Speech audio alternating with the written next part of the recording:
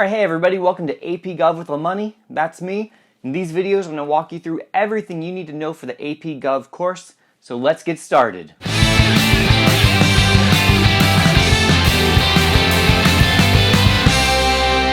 Alright, so a logical place to begin a study of US government is to ask the question, why do people establish governments in the first place? What is the purpose of government once they've established that government? Well, to help us, we have two founding documents. We have the Declaration of Independence and we have the U.S. Constitution, and each of those sheds some light on those two questions.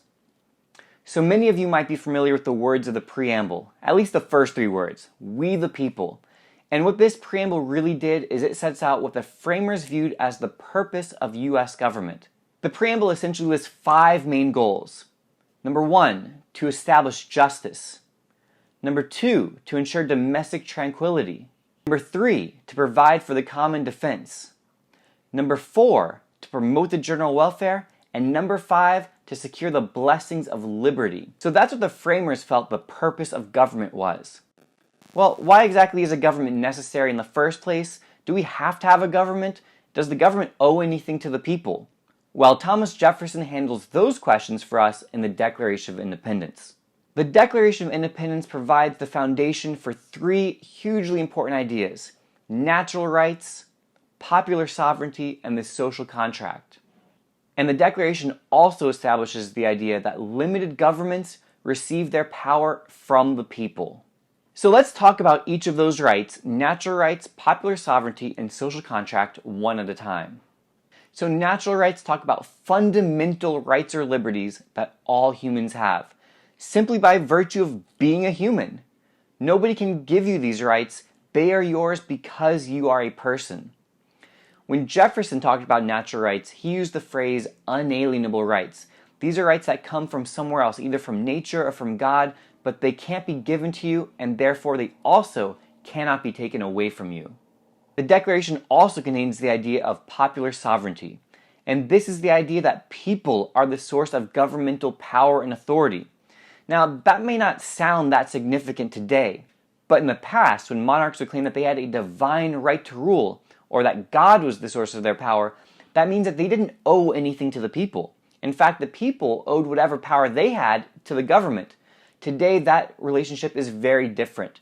If we think about why is a certain person the president or a congressman, well, it's because people voted for them. They won an election. They got their power because the people gave it to them. The idea of the social contract goes nicely along with that idea of popular sovereignty. Social contract means that people establish governments to protect the rights of the people. So there is a specific answer to that question. Why do people establish governments? It is to protect the rights of the people. So this idea goes hand in hand with something called consent of the governed. And it's the idea that since people are the source of governmental power, since they created the government, and since the government's job is to protect the rights of the people, people have the ability to give their consent to the government, but they can also take away their consent. They can remove people who aren't doing a good job. Now, the U.S. Constitution, in addition, gives us two more fundamental ideals of U.S. democracy. And those are limited government and republicanism. Limited government is exactly what it sounds like. It is the idea that the government has some power, but that power is limited. The U.S. Constitution is the document that provides what exactly the limit is. So how much power does the government have? Well, one answer is it has as much power as the Constitution gives it and no more. One of the big picture ideas that we're going to talk about a lot throughout this course, and I hope you stay with me for future videos, is the idea that we have interpreted and reinterpreted the Constitution over and over and over again. And so we're going to see the answer to that question of just how limited is government. It's going to change over time. Now, the last idea that we want to discuss here today is that of republicanism. The U.S. Constitution set up a republican form of government, not the political party. This is talking about that the U.S. is a republic. That means that it is a representative form of government. So rather than people voting directly on policies, like would be the case in a direct democracy, in a republic, the people vote for other people to represent them in government. So they have elections and they choose their representatives, and then those people make policy and work in government.